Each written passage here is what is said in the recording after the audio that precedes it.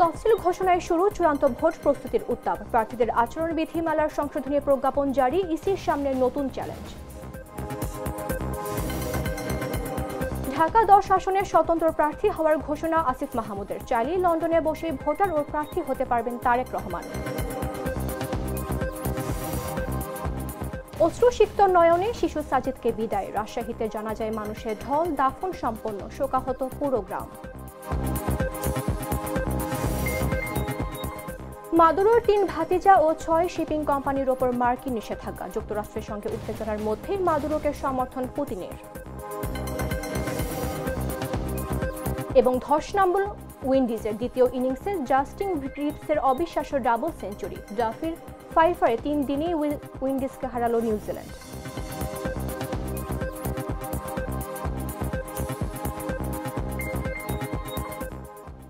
আমন্ত্রণ দুপুর 3টা নিউজে। আপনাদের সাথে রয়েছে আমি মামদুহা রাইসা। এটা একাকার হয়ে ওঠা প্রাণ লেয়ার সম্পর্কের মিষ্টি ম্যাজিক। তফসিল ঘোষণার সঙ্গে সঙ্গে দেশের রাজনৈতিক প্রেক্ষাপট নতুন মাত্রা পেয়েছে। ভোটের দোরগোড়ায় দাঁড়িয়ে দেশ নতুন করে মাতছে নির্বাচন উৎসবে, যেখানে জাতীয় নির্বাচন ও গণভোট একসাথে অনুষ্ঠিত হওয়ার ইতিহাসবাহী প্রস্তুতি শুরু হয়েছে। নির্বাচন কমিশন ইতিমধ্যে ভোটের দিন নির্ধারণ, আচরণবিধি সংশোধনী ও নিরাপত্তা ব্যবস্থা সহ নানা প্রজ্ঞাপন জারি করেছে। তবে বিশ্লেষকরা বলছেন, তফসিলের আনুষ্ঠানিক ঘোষণার মাধ্যমে নির্বাচন নিয়ে সব ধরনের অনিশ্চয়তায় আপাতত অবসান হলেও এই নির্বাচনকে সামনে রেখে বেশ কিছু বিষয়ে চ্যালেঞ্জের মুখে পড়তে হবে নির্বাচন কমিশনকে। বিস্তারিত জাগো ডেস্ক রিপোর্টে। দেশ জুড়ে বইতে থাকা নির্বাচনী হাওয়া তফসিল ঘোষণার পর আরও গতি পেয়েছে। ভোটের দোরগোড়ায় দাঁড়িয়ে দেশ এখন নতুন করে মাতছে নির্বাচন উৎসবে। তফসিল ঘোষণার সঙ্গে সঙ্গে আনুষ্ঠানিকভাবে শুরু হয়েছে নির্বাচনী প্রহরের ঘণ্টাধ্বনি। শেখ হাসিনা সরকার পতনের নানা প্রশ্ন, শঙ্কা ও অনিশ্চয়তার মধ্যে প্রায় 16 মাস পরে আনুষ্ঠানিক চূড়ান্ত নির্বাচনী রোডম্যাপ পেয়েছে বাংলাদেশ। সব শঙ্কা দূর করে প্রধান নির্বাচন কমিশনার জানিয়েছেন, আগামী 12 ফেব্রুয়ারি ভোট। জাতির উদ্দেশ্যে দেয়া ভাষণে সিসি যেমন এই নির্বাচনের প্রেক্ষাপট তুলে ধরেছেন, তেমনি ভোট আয়োজনে ইসির সামনে নানা চ্যালেঞ্জের কথাও বলেছেন। সব রাজনৈতিক দল প্রার্থীদের ভোটে অংশ নেওয়ার আহ্বান জানিয়েছেন সিইসি। সেই সাথে ভোটারদেরও নির্ভয়ে ভোট কেন্দ্রে যাওয়ার আহ্বান জানান তিনি। দেশের ইতিহাসে প্রথমবারের মতো একই দিনে জাতীয় নির্বাচন ও গণভোট অনুষ্ঠিত হতে যাচ্ছে। জাতীয় নির্বাচনের ব্যালট হবে সাদা আর গণভোটের ব্যালট হবে গোলাপি। এবার নির্বাচনের দিনে গণভোট অনুষ্ঠিত হওয়ায় ভোট গ্রহণের সময় 1 ঘন্টা বাড়িয়ে সকাল 7:30টা থেকে বিকাল 4:30টা করা হয়েছে। রেওয়াজ অনুযায়ী তফসিল ঘোষণা থেকে ভোট গ্রহণের দিনের মধ্যে 40 থেকে 45 দিনের পার্থক্য থাকে। তবে এবার সেই সময় বাড়িয়ে করা হয়েছে 2 মাস। এদিকে নির্বাচনের রাজনৈতিক দল ও প্রার্থীদের আচরণ বিধিমালার সংশোধনীর প্রজ্ঞাপন জারি করেছে ইসি। নির্বাচনের তফসিল ঘোষণার পর বৃহস্পতিবার রাতে সংশোধিত এ বিধিমালা প্রকাশ করা হয়। আগে আচরণবিধি লঙ্ঘন করলে 50,000 টাকা পর্যন্ত জরিমানা বিধান থাকলেও নতুন সংশোধিত গ্যাজেটে 1 লাখ টাকা পর্যন্ত জরিমানার বিধান রাখা হয়েছে। সংশোধিত গ্যাজেট অনুযায়ী প্রতি সংসদীয় আসনের প্রত্যেক ইউনিয়ন, পৌরসভা ও মেট্রোপলিটন এলাকার ক্ষেত্রে ওয়ার্ড প্রতি একটি বা পুরো নির্বাচনী এলাকায় 20টির বেশি বিলবোর্ড ব্যবহার করা যাবে না। কোনো প্রার্থী জনসভা করতে চাইলে তার 24 ঘন্টা আগে স্থান ও সময় সম্পর্কে সংশ্লিষ্ট কর্তৃপক্ষকে জানাতে হবে। ওই স্থানে চলাচল ও আইন শৃঙ্খলা রক্ষার জন্য প্রয়োজনীয় ব্যবস্থা নেবে পুলিশ প্রশাসন। এছাড়াও কোনো প্রার্থী বা তার পক্ষে কোনো নির্বাচনী এলাকায় একক কোনো জনসভায় একই সঙ্গে 3টির বেশি মাইক্রোফোন বা লাউডস্পিকার ব্যবহার করতে পারবেন না। নির্বাচনকে সামনে রেখে ইতোমধ্যে রাজনৈতিক দলগুলো প্রস্তুতি প্রক্রিয়া শুরু করেছে এবং বেশিরভাগ দলই তাদের সম্ভাব্য প্রার্থীদের নাম চূড়ান্ত করার কাজ করছে। কোনো কোনো দল বেশিরভাগ আসনের প্রার্থীদের নামও ঘোষণা করেছে। এর মধ্যেই দলগুলোর পাল্টাপাল্টি বক্তব্য, অভিযোগ ও পাল্টা অভিযোগে কোথাও কোথাও উত্তেজনাকর পরিবেশ তৈরি হয়েছে। বিশ্লেষকরা মনে করছেন, তফসিলের আনুষ্ঠানিক ঘোষণার মাধ্যমে নির্বাচন নিয়ে সব ধরনের অনিশ্চয়তার আপাত অবসান হলেও এই নির্বাচনকে সামনে রেখে বেশ কিছু বিষয়ে চ্যালেঞ্জের মুখে পড়তে হবে নির্বাচন কমিশনকে। তাদের মতে, দলগুলোকে সংযত রাখা, একই দিনে 2 ভোট, ব্যালট ব্যবস্থাপনা ও আসন বিন্যাস, আইন শৃঙ্খলা পরিস্থিতি ও সশস্ত্র বাহিনী, নির্বাচনের পরিবেশ তৈরি সহ বেশ কিছু চ্যালেঞ্জ মোকাবেলা করেই ইসিকে নিশ্চিত করতে হবে একটি সুষ্ঠু নির্বাচন। নিউজ ডেস্ক, জাগো নিউজ। আসন্ন জাতীয় সংসদ নির্বাচনে ইসির চ্যালেঞ্জ এবং সম্ভাবনা নিয়ে আলোচনার জন্য আমাদের সঙ্গে স্টুডিওতে উপস্থিত আছেন জাগো নিউজের মাল্টিমিডিয়া রিপোর্টার রাকিব হাসান। স্বাগত আপনাকে। আপনাকেও স্বাগতম। আর রাকিব, নানা প্রশ্ন, শঙ্কা এবং অনিশ্চয়তা কাটিয়ে কিন্তু ত্রয়োদশ জাতীয় সংসদ নির্বাচনের তফসিল ঘোষণা করেছে নির্বাচন কমিশন। এবং এর থেকে যদি একটু বলি যে এখন সামনে আসলে ইসির চ্যালেঞ্জ এবং সম্ভাবনার জায়গাগুলো আসলে কোথায়? অসংখ্য ধন্যবাদ আপনাকে। আপনি জানেন যে গতকালই প্রধান নির্বাচন কমিশনার একটি ভিডিও বার্তা, যেটি বাংলাদেশ টেলিভিশন এবং বাংলাদেশ বেতারে প্রচারিত হয়েছে, সেখানে বলা হয়েছে যে আগামী 12 ফেব্রুয়ারি জাতীয় নির্বাচন এবং একই সঙ্গে গণভোট করা হবে। তো আপনি যেটি জানতে চেয়েছিলেন যে চ্যালেঞ্জ কোথায়, আপনি জানেন যে দীর্ঘদিন পরে বাংলাদেশে একটি নির্বাচন অনুষ্ঠিত হতে যাচ্ছে, বিশেষ করে গণভোটের মতো একটি ভোট একই সঙ্গে যেহেতু থাকবে, স্বাভাবিকভাবেই আমরা যারা ভোটার রয়েছে তারা গণভোটের অভিজ্ঞতা খুব একটা নেই। যেহেতু এটি নতুনভাবে যুক্ত হয়েছে, আপনি জানেন যে জুলাই সনদের দাবিতে কিংবা জুলাই সনদের বাস্তবায়নের জন্য বেশ কিছু মতামত সেখানে দেওয়া হয়েছে হ্যাঁ না ভোটের বিষয়ে। তো সেখানে আমরা যেটি দেখছি যে নির্বাচন কমিশন থেকে যারা বলছেন যে এটি চ্যালেঞ্জ হবে এবং একই সঙ্গে এর কারণে কিন্তু কিছুদিন আগে মক ভোটিং করা হয়েছে। এটি কেমন সময় লাগতে পারে একটা ভোট গ্রহণের ক্ষেত্রে, কোনো দীর্ঘসূত্রিতা বা এই যে যারা ভোটারদের যে গ্যাদারিং হবে কিনা, সব কিছু মিলিয়ে একটি পরীক্ষামূলক ভোট হয়, মক ভোটিং হয়। এবং সেখানে আমরা যেটি দেখেছি যে একজন ভোটার যখন যাচ্ছে ভোট দিতে, ঠিক তখন তার গণভোট নিয়ে তিনি আসলে সম্পূর্ণ গণভোটের যে পাতাটা থাকবে সেখানে কী লেখা আছে সেটি তারা অনেকেই জানে না জেনেই হ্যাঁ না ভোট দিচ্ছেন। এটি আমরা উপলব্ধি করতে পেরেছি। পাশাপাশি অনেকে যেটি বলছেন যে গণভোটের বিষয়বস্তু, গণভোটের কিছু জায়গাতে আমার একমত আছে, কিছু জায়গায় একমত নাই। তো কিন্তু আমি তো একসঙ্গে আমাকে এক কথায় উত্তর দিতে হচ্ছে হ্যাঁ অথবা না, কিন্তু আমি তো 4টা পয়েন্টের 3টাতে আমি একমত, একটা পয়েন্টে আমি একমত না, অথবা 3টা পয়েন্টে আমি একমত না, একটা পয়েন্ট আবার আমি একমত। সেই ক্ষেত্রে আমি কি দিব? সেই সুযোগটা এখানে নাই যেহেতু। সুতরাং এই জায়গাটা সাধারণ ভোটারদের জায়গা থেকে যদি আমি বলি, যদি ইসি আরও একটু ক্লিয়ার করতে পারতো ভালো হতো। তবে এখানে আসলে প্রধান উপদেষ্টা কিংবা নির্বাচন কমিশনের পক্ষ থেকে বলা হয়েছে যে এই গণভোটের যে কি তথ্য কিংবা কোন বিষয়ের উপরে হ্যাঁ না ভোট, এটি আগেই ভোট কেন্দ্রের সামনে সাঁটানো থাকবে পোস্টার আকারে। সেখান থেকে দেখে আপনি মতামত দেবেন এবং বেশিরভাগ যদি আপনার হ্যাঁ হয় তাহলে সেক্ষেত্রে আপনি হ্যাঁ দিলেন, আর বেশিরভাগ যদি আপনার না হয় সেই ক্ষেত্রে আপনি না দিবেন। তো সব মিলিয়ে একটা চ্যালেঞ্জ রয়েছে এবং এই চ্যালেঞ্জের জন্য নির্বাচন কমিশন থেকে পাশাপাশি আরও একটা জিনিস, যেহেতু একটু সময়ও বেশি লাগছে এক্ষেত্রে, নির্বাচন কমিশন থেকে এই বছর কিন্তু আমরা দেখছি যে ভোটের সময় এর জন্য 1 ঘন্টা বাড়িয়ে দেওয়া হয়েছে। ভোট গ্রহণের যে সময়, অর্থাৎ 7:30 থেকে ভোট গ্রহণ শুরু হবে সকাল এবং শেষ হবে বিকাল 4:30টায়। এদিকে সকালে আধা ঘন্টা এবং বিকালে আধা ঘন্টা, এই যে আধা ঘন্টা 1 ঘন্টা সময় বৃদ্ধি পেল, এর ফলে কিছুটা হলেও বলা যায় যে ভোট গ্রহণ অনেকটা হয়তো নিশ্চিতভাবে বা স্বচ্ছভাবে নিতে পারবেন। পাশাপাশি আরও একটা জিনিস তারা আমাদেরকে যেটা জানিয়েছে নির্বাচন কমিশনের পক্ষ থেকে, যে ভোট কেন্দ্রের সংখ্যা না বাড়লেও যেহেতু হ্যাঁ না ভোট গণভোট রয়েছে, এটি একদম নতুন। তো এইটি পরিচালনা করতে গিয়ে তারা হয়তো বুথের সংখ্যা আরও কিছু বাড়াতে পারে বলে তারা বলছেন। আচ্ছা, আপনার আরেকটু যদি জিজ্ঞেস করি যে একই দিনে যেহেতু নির্বাচন, জাতীয় নির্বাচন এবং গণভোট একই সঙ্গে অনুষ্ঠিত হওয়ার সিদ্ধান্ত জানিয়েছে নির্বাচন কমিশন, এতে আসলে নির্বাচনী প্রক্রিয়া এবং প্রশাসনিক প্রস্তুতিতে আসলে কী ধরনের চ্যালেঞ্জ তৈরি করতে পারে? এছাড়া যদি আরেকটু আমি যুক্ত করি যে যেহেতু দুটো জিনিস একই সঙ্গে অনুষ্ঠিত হচ্ছে, তাহলে ভোট গণনার প্রক্রিয়া এবং ফলাফলের স্বচ্ছতা আসলে কতটা প্রভাব ফেলতে পারে? ধন্যবাদ। আপনি একটু বলি, সেটা হচ্ছে যে আসলে কিছুক্ষণ আগে যেটা বললাম যে গণভোট এবং জাতীয় নির্বাচন, এইটি আমাদের কাছে একদমই মানে এই জেনারেশনের কাছে কিন্তু একদমই নতুন। আমরা কিন্তু কখনো এই ভোট দেখিনি। নির্বাচন কমিশনে এখন যারা দায়িত্ব রয়েছেন তারাও এই দায়িত্ব কখনো পালন করেননি।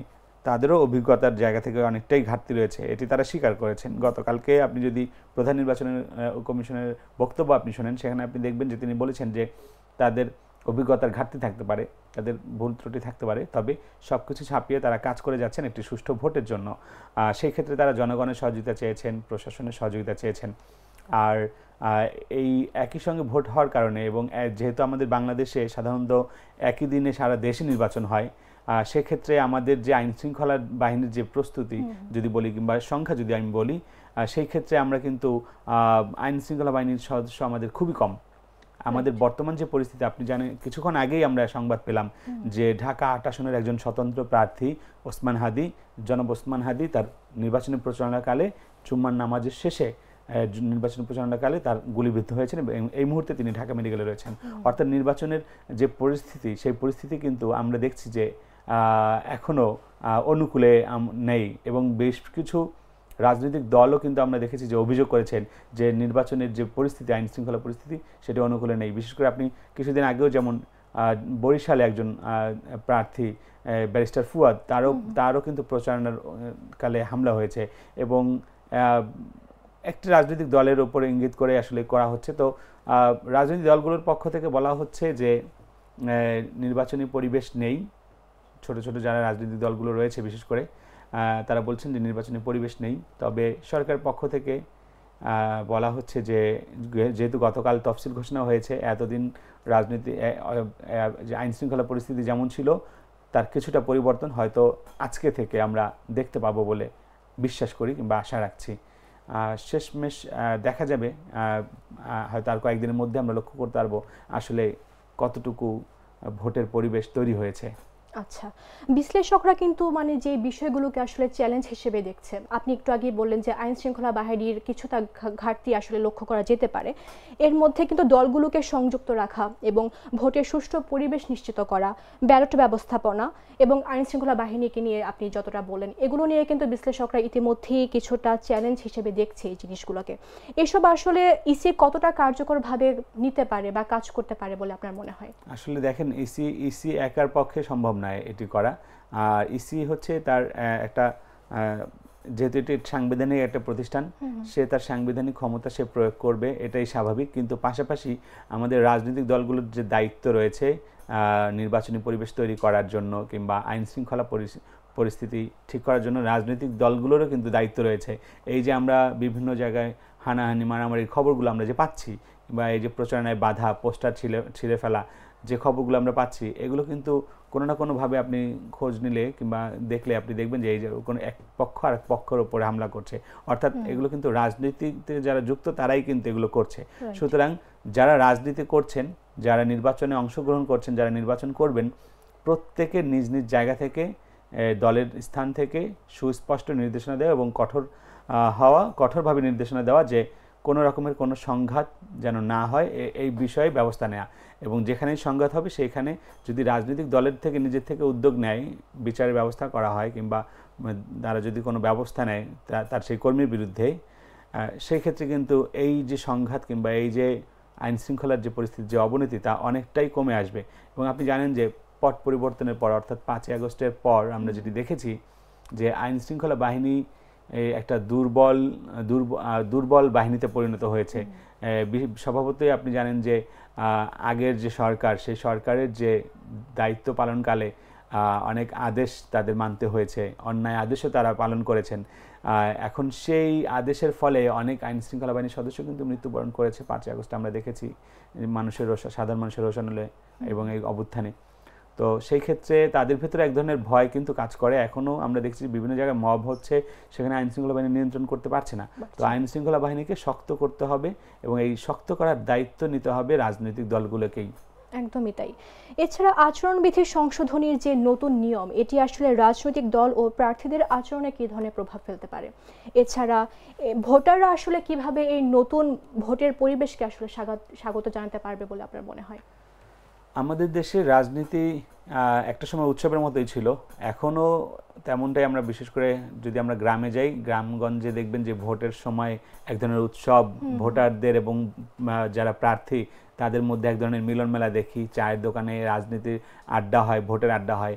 তো আমরা যদি বলি যে আগে একটা সময় মানুষের মধ্যে উদাসীনতা থাকলেও এখন অনেকেই সচেতন হচ্ছেন।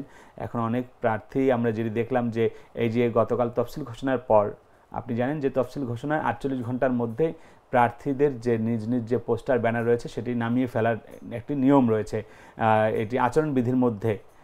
সুতরাং আমরা যদি দেখলাম যে ইতিমধ্যেই বাংলাদেশ জামায়াতে ইসলামীর পক্ষ থেকে বলা হয়েছে তাদের নিজ উদ্যোগে আগামী 48 ঘন্টার মধ্যে তাদের ব্যানার পোস্টার যেখানে রয়েছে সব নামিয়ে ফেলার জন্য তাদের নির্দেশনা দেওয়া হয়েছে প্রার্থীদেরকে, এবং ইতিমধ্যে তাদের প্রার্থীরা কিন্তু সেই কাজ শুরু করে দিয়েছে। আমরা দেখলাম বেশ কয়েকটি সংবাদ আমি দেখলাম।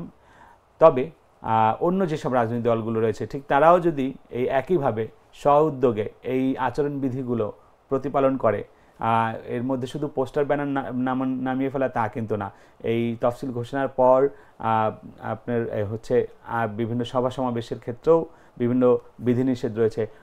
সব যে আচরণবিধিগুলো রয়েছে সেসব যদি সবাই মানে এবং মেনে চলে, সেই ক্ষেত্রে ভোট একটা উৎসব মুখর পরিবেশেই হবে এবং সাধারণভাবেই মানুষ অধীর আগ্রহ বসে আছে ভোট দেওয়ার জন্য। অনেকেই চেষ্টা করছে, অনেকেই বলছে যে জীবনে প্রথম ভোট দিবেন, তারাও কিন্তু অধীর আগ্রহ রয়েছেন।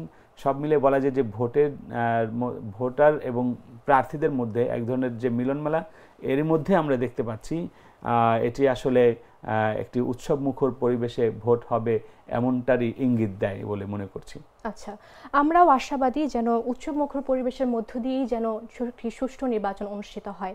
অসংখ্য ধন্যবাদ আপনাকে আমাদের সঙ্গে স্টুডিওতে আলোচনায় যুক্ত হওয়ার জন্য। আপনাকে ধন্যবাদ। দর্শক, কথা বলছিলাম জাগো নিউজের মাল্টিমিডিয়া রিপোর্টার রাকিব হাসানের সঙ্গে। এবার যাচ্ছে অন্যান্য সংবাদে।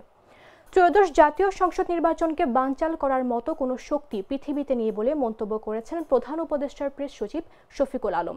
বলেন, যারা আইন হাতে তুলে নেওয়ার চেষ্টা করবে এবং আইন শৃঙ্খলা অবনতি করার চেষ্টা করবে তাদের কঠোর হাতে দমন করা হবে। শুক্রবার বেলা 11:30টার দিকে শরীয়তপুরের নড়িয়ার সুরেশ্বর দরবার শরীফ জিয়ারত শেষে সাংবাদিকদের এক প্রশ্নের জবাবে একথা বলেন তিনি।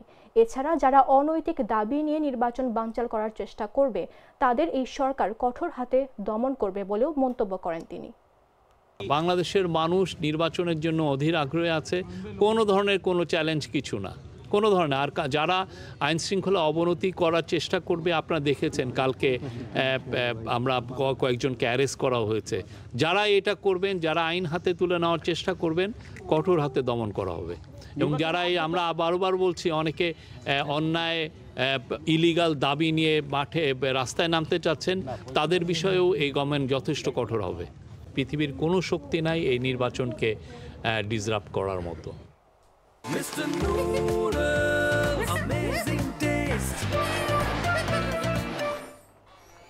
ত্রয়োদশ জাতীয় সংসদ নির্বাচনের স্বতন্ত্র প্রার্থী হিসেবে ঢাকা 10 আসন থেকে লড়াইয়ের ঘোষণা দিয়েছেন অন্তর্বর্তী সরকারের সাবেক উপদেষ্টা আসিফ মাহমুদ সজীব ভুঁইয়া। শুক্রবার ফেসবুকে 1 মিনিট 12 সেকেন্ডের এক ভিডিও বার্তায় নির্বাচন করার কথা জানান তিনি।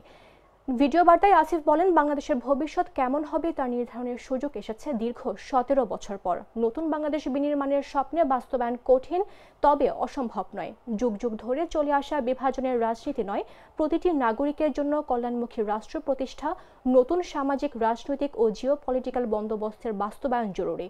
নির্বাচনের প্রার্থী হওয়ার কথা জানিয়ে তিনি বলেন, আসন্ন জাতীয় সংসদ নির্বাচনে তিনি ধানমন্ডি, কলাবাগান, হাজারীবাগ, নিউ মার্কেট ও কামরাঙ্গীরচরের একাংশ নিয়ে গঠিত ঢাকা 10 সংসদীয় আসনে স্বতন্ত্র প্রার্থী হচ্ছেন। গণভোটে হ্যাঁ এর পক্ষে রায় দেওয়ার আহ্বান জানিয়ে তিনি আরও বলেন, এতগুলো প্রাণের বিনিময়ে দেশ সংস্কারের যে সুযোগ এসেছে তা বাস্তবায়নে গণভোটে হ্যাঁ ভোট দিন। 10 সংসদীয় আসনে স্বতন্ত্র প্রার্থী হিসেবে দাঁড়াচ্ছি। বড় কোনো রাজনৈতিক দলের পৃষ্ঠপোষকতা, অসংখ্য নিবেদিত কর্মী, প্রচলিত ব্যবস্থায় প্রয়োজনীয় অর্থ কোনোটাই আমার নেই। আপনাদের সহযোগিতা, সমর্থনই আমার একমাত্র অবলম্বন এবং আমার দায়বদ্ধতাও থাকবে শুধুমাত্র আপনাদের প্রতি। আমি শুধু সংসদ সদস্য পদপ্রার্থী নই, গণভোটেরও প্রার্থী। এতগুলো প্রাণের বিনিময়ে দেশ সংস্কারের যে সুযোগ এসেছে তা বাস্তবায়নে সব জল্পনা কল্পনার অবসান ঘটিয়ে তফসিল ঘোষণা করেছে নির্বাচন কমিশন। তবে নির্বাচনে বিএনপির ভারপ্রাপ্ত চেয়ারম্যান তারেক রহমান ভোটার বা প্রার্থী হতে পারবেন কিনা তা নিয়ে বহুদিন ধরেই সংশয় রয়েছে। তবে আশার কথা জানিয়েছেন নির্বাচন কমিশন। ইসি কর্মকর্তারা বলেন, গণপ্রতিনিধিত্ব আদেশ, সংবিধান এবং ভোটার তালিকা আইনে ভোটার ও প্রার্থী হওয়ার যেসব যোগ্যতা ও অযোগ্যতার কথা বলা আছে সেগুলো লঙ্ঘন না হলে তারেক রহমানের ভোটার বা প্রার্থী হতে কোনো বাধা নেই। ত্রয়োদশ জাতীয় সংসদ নির্বাচনে প্রার্থী হতে চাইলে তাকে 29 ডিসেম্বরের মধ্যে ভোটার হতে হবে। একই সঙ্গে জমা দিতে হবে মনোনয়নপত্র। তারা আরও জানান, তফসিল ঘোষণার পরও কমিশন আইনগত যোগ্যতা পূরণকারী যে কোনো নাগরিককে ভোটার হিসেবে অন্তর্ভুক্ত করতে পারে। চাইলে তারেক রহমান লন্ডন থেকেই ভোটার হতে পারবেন। যুক্তরাজ্যে বাংলাদেশ দূতাবাসের মাধ্যমে ভোটার নিবন্ধন কার্যক্রম চলছে। বিদেশে বসেই তার ভোটার হাতে কোনো বাধা নেই। তারা বলেছেন, তারেক রহমান যদি যুক্তরাজ্যের নাগরিকত্ব গ্রহণ না করে থাকেন তবে তার ভোটার হতে কোনো বাধা নেই। 48 ঘন্টার মধ্যে বিভিন্ন প্রচার উপকরণ নিজ দায়িত্বে সরিয়ে নেওয়ার জন্য দেশের সব পর্যায়ের দায়িত্বশীল নেতাকর্মীদের প্রতি আহ্বান জানিয়েছেন বাংলাদেশ জামায়াতে ইসলামীর আমির ডক্টর শফিকুর রহমান। সেই সঙ্গে ত্রয়োদশ জাতীয় সংসদ নির্বাচনের তফসিল ঘোষণাকে স্বাগত জানিয়ে সুষ্ঠু নির্বাচন আয়োজনে সব ধরনের সহায়তা আশ্বাস দেন তিনি। শুক্রবার নিজের ভেরিফাইড ফেসবুক পেজে দেয়া এক পোস্টে ডক্টর শফিকুর রহমান এই আহ্বান জানান। জামাত আমির বলেন, ঘোষিত এই নির্বাচনকে সুষ্ঠু ও সফল করার জন্য যৌক্তিক সব ধরনের সহযোগিতার জন্য তারা প্রস্তুত। এর আগে বৃহস্পতিবার সন্ধ্যায় জাতির উদ্দেশ্যে দেয়া ভাষণে ত্রয়োদশ জাতীয় সংসদ নির্বাচনের তফসিল ঘোষণা করেন সিইসি। ঘোষিত তফসিল অনুযায়ী 22 জানুয়ারি থেকে নির্বাচনের আনুষ্ঠানিক প্রচারণা শুরু হবে। এছাড়া নির্বাচনের মনোনয়ন যাচাই বাছাই হবে 30 ডিসেম্বর থেকে 4 জানুয়ারি পর্যন্ত। রিটার্নিং কর্মকর্তার সিদ্ধান্তের বিরুদ্ধে ইসিতে আপিল করা যাবে 11 জানুয়ারি পর্যন্ত, আর আপিল শুনানির নিষ্পত্তি হবে 12 জানুয়ারি থেকে 18 জানুয়ারির মধ্যে। বিএনপি চেয়ারপারসন বেগম খালেদা জিয়ার শারীরিক অবস্থার সবশেষ অবস্থা জানাতে এই মুহূর্তে রাজধানীর এভারকেয়ার হাসপাতালে আছেন সহকর্মী আব্দুল্লাহ আল কাউসার। সরাসরি যাচ্ছি তার কাছে।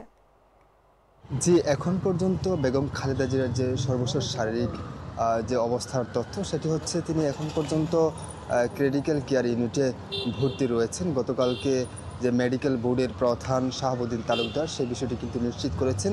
এখন পর্যন্ত আজকে নতুন করে কোনো তথ্য কিন্তু গণমাধ্যমকে জানায়নি বিএনপির পক্ষ বা হচ্ছে মিডিয়ার কাছে।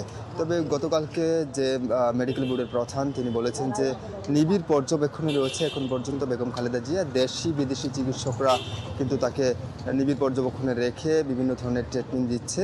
তবে তার অবস্থা একটু জটিলতার দিকে গিয়েছে।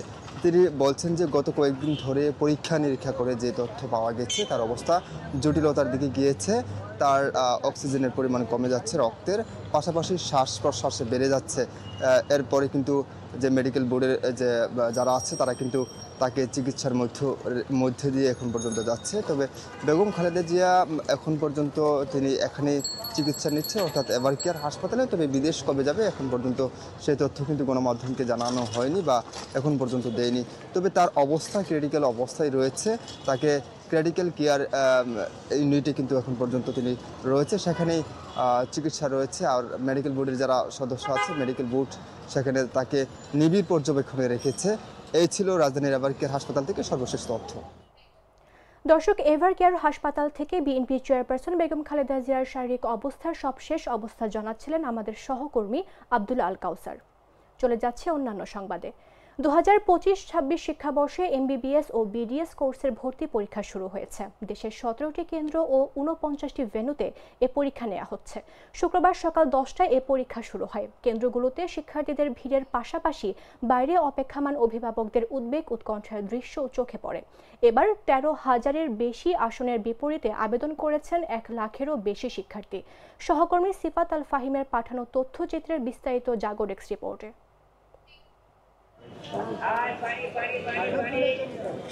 2025-26 শিক্ষাবর্ষের এমবিবিএস ও বিডিএস ভর্তি পরীক্ষা শুক্রবার সকাল 10টায় দেশের 17টি কেন্দ্র ও 49টি ভেন্যুতে একযোগে শুরু হয়েছে। স্বাস্থ্য মন্ত্রণালয় নির্দেশনা অনুযায়ী পরীক্ষার্থীদের সকাল 8টা থেকে 9:30টার মধ্যে কেন্দ্রে প্রবেশের সুযোগ ছিল।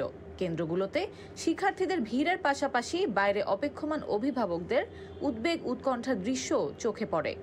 তারা চায় যে ভালো কিছু ফলাফল, ভবিষ্যৎ গঠন করার জন্য যে প্রচেষ্টা, যথেষ্ট প্রচেষ্টা। যেমন আমার বাচ্চাকে দেখছি ডে নাইট তারা পরিশ্রম করে পড়াশোনা করছে।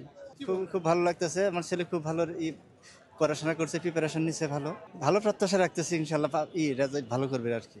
আজকের 1 ঘন্টা 15 মিনিট যদি মাথা ঠান্ডা রেখে দিতে পারে আলহামদুলিল্লাহ, এই দোয়াই করতেছি আল্লাহর কাছে। এবছর সরকারি ও বেসরকারি মিলিয়ে মোট আসন 13,051টি।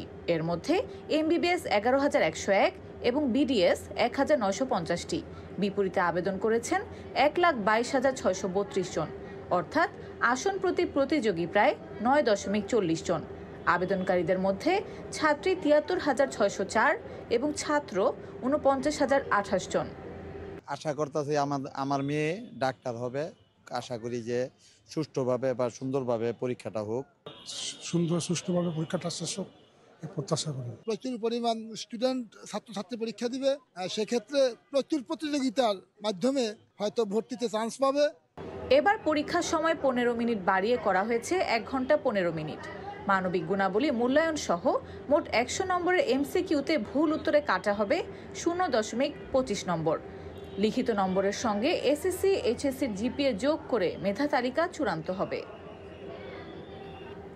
নিউজ ডেস্ক, জাগো নিউজ।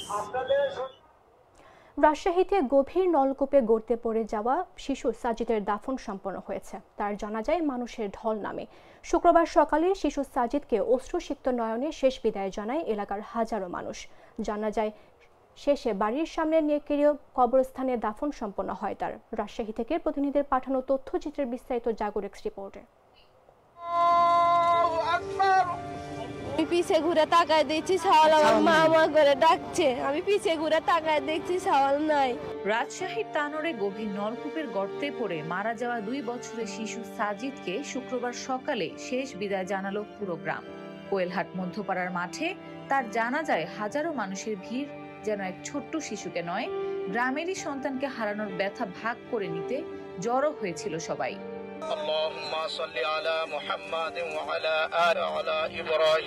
ভোর থেকে শোকের আবরণ নেমে আসে গ্রামে। মসজিদের মাইক থেকে সাজিদের মৃত্যুর সংবাদ ভেসে আসতেই থেমে যায় সব কাজকর্ম। দোকানপাট বন্ধ, মানুষ ছুটে আসে জানাজার মাঠে। সাজিদের সাদা কাপড়ে মোড়ানো ছোট্ট দেহ যখন আনা হয় তখন একসঙ্গে ফেটে পড়ে কান্নার শব্দ। সাজিদের মা বারবার ছুটে আসতে চাইছিলেন আহাজারি করতে করতে। দৃশ্যটি ভারী করে তোলে উপস্থিত সবার হৃদয়। জানাজা শেষে দোয়ার মুহূর্তে হাজারো হাত একসঙ্গে উঠল আকাশের দিকে। শিশুটির জন্য রহমত, তার পরিবারের জন্য ধৈর্য কামনা করে। কবরের দিকে ছোট্ট কাফনটি নেয়ার সময় যেন বাতাসও থমকে দাঁড়ায়। গ্রামের মানুষ বলছিল এমন হৃদয় বিদারক দৃশ্য কখনো দেখেনি তারা। নিউজ ডেস্ক, জাগো নিউজ।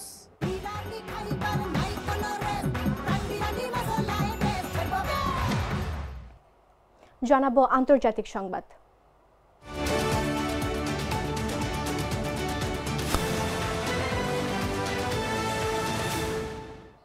ভেনেজুয়েলার প্রেসিডেন্ট নিকোলাস মাদুরোর 3 ভাতিজা সহ আরও কয়েকজনের ওপর নিষেধাজ্ঞা আরোপ করেছে যুক্তরাষ্ট্র। এছাড়া তেল সমৃদ্ধ লাতিন আমেরিকার এই দেশটির ওপর তেলের উপর নিষেধাজ্ঞা আরও জোরদার করা হয়েছে। মার্কিন সংবাদ মাধ্যম সিএনএন এর তথ্য মতে নিষেধাজ্ঞার আওতায় আসা 3 ভাতিজার মধ্যে 2 জন মাদক পাচার মামলায় যুক্তরাষ্ট্রের দোষী সাব্যস্ত হয়েছিলেন। পরে বন্দি বিনিময়ের মাধ্যমে তাদের মুক্তি দেয়া হয়েছিল। জানা গেছে ভেনেজুয়েলার তেল খাতকে লক্ষ্য করে নিষেধাজ্ঞা আরও শক্ত করতে পানামার এক ব্যবসায়ী ও 6টি শিপিং কোম্পানির ওপর নিষেধাজ্ঞা দেয়া হয়েছে। ভেনেজুয়েলার তেল পরিবহনের অভিযোগে এসব কোম্পানির ওপর নিষেধাজ্ঞা আরোপ করা হয়েছে। মার্কিন ট্রেজারি বোর্ড থেকে জানানো হয়েছে নিষেধাজ্ঞা আরোপ করা 6টি জাহাজ প্রতারণা, অনিরাপদ ও অবৈধ নাবিক চালনা কার্যক্রমে জড়িত ছিল। এগুলো মাদুরো সরকারের জন্য আর্থিক সহায়তা যোগাচ্ছিল।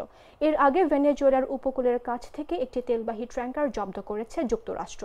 বৃহস্পতিবার মাদুরো বলেন ট্যাঙ্কার জব্দের ঘটনাটি ক্যারিবীয় অঞ্চলে সমুদ্র দস্যুতার নতুন যুগ সূচনা করেছে।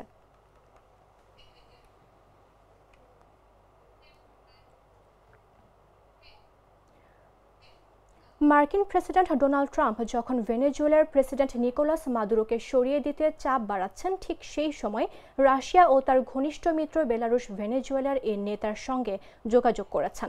ক্রেমলিন জানিয়েছেন, রাশিয়ার প্রেসিডেন্ট ভ্লাদিমির পুতিন বৃহস্পতিবার ফোনে ভেনেজুয়েলার নেতাকে জানান যে তিনি মাদুরো সরকারের নীতিকে সমর্থন করছেন। বেলারুশের প্রেসিডেন্ট আলেকজান্ডার লুকাশেঙ্কো বৃহস্পতিবার 17 দিনের মধ্যে দ্বিতীয়বারের মতো মস্কোয় নিযুক্ত ভেনেজুয়েলার রাষ্ট্রদূত হেসুস রাফায়েল সালাজার ভেলাস্কেজের সঙ্গে বৈঠক করেন। বেলারুশের রাষ্ট্রীয় সংবাদ সংস্থা বেল্টার বরাতে বলা হয়, 25 নভেম্বর লুকাশেঙ্কো রাষ্ট্রদূতকে জানান যে মাদুরোকে বেলারুশে সবসময় স্বাগত।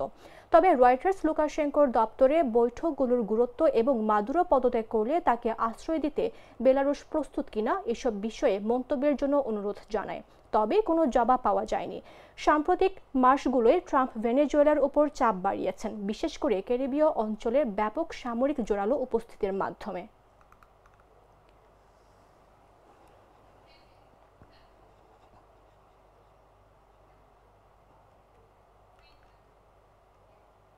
সংবাদ শেষ করব খেলার খবর জানিয়ে।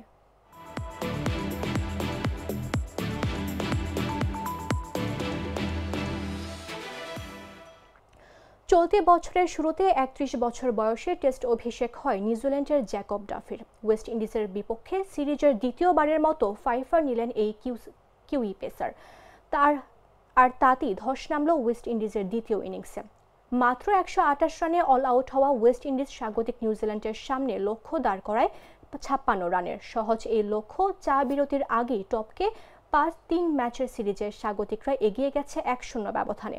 সিরিজের প্রথম টেস্ট ড্র হয়েছে জাস্টিন গ্রিফসের অবিশ্বাস্য ডাবল সেঞ্চুরিতে। বিশ্ব টেস্ট চ্যাম্পিয়নশিপে 2025 থেকে 27 চক্রে এটি নিউজিল্যান্ডের প্রথম জয়। আর এ চক্রে 7 ম্যাচের 6টিতেই হেরে এখনও জয়শূন্য ওয়েস্ট ইন্ডিজ। সিরিজের তৃতীয় ও শেষ টেস্ট মাউন্ট মঙ্গাইনোতে।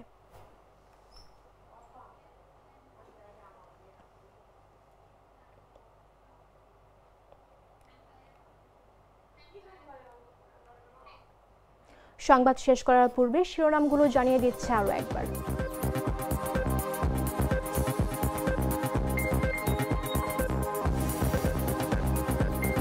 তফসিল ঘোষণায় শুরু, চূড়ান্ত ভোট প্রস্তুতির উত্তাপ। প্রার্থীদের আচরণ বিধিমালার সংশোধনী প্রজ্ঞাপন জারি, ইসির সামনে নতুন চ্যালেঞ্জ। ঢাকা 10 আসনের স্বতন্ত্র প্রার্থী হওয়ার ঘোষণা আসিফ মাহমুদের। চাইলেই লন্ডনে বসে ভোটার ও প্রার্থী হতে পারবেন তারেক রহমানও। অশ্রুসিক্ত নয়নে শিশু সাজিদকে বিদায়। রাজশাহীতে জানাজায় মানুষের ঢল, দাফন সম্পন্ন, শোকাহত পুরো গ্রাম। মাদুরোর 3 ভাতিজা ও 6 শিপিং কোম্পানির ওপর মার্কিন নিষেধাজ্ঞা। যুক্তরাষ্ট্রের সঙ্গে উত্তেজনার মধ্যেই মাদুরোকে সমর্থন পুতিনের। এবং ধস নামল উইন্ডিজের দ্বিতীয় ইনিংসে। জাস্টিন গ্রিফসের অবিশ্বাস্য ডাবল সেঞ্চুরি। ডাফির ফাইফারে 3 দিনে ওয়েস্ট ইন্ডিজকে হারালো নিউজিল্যান্ড।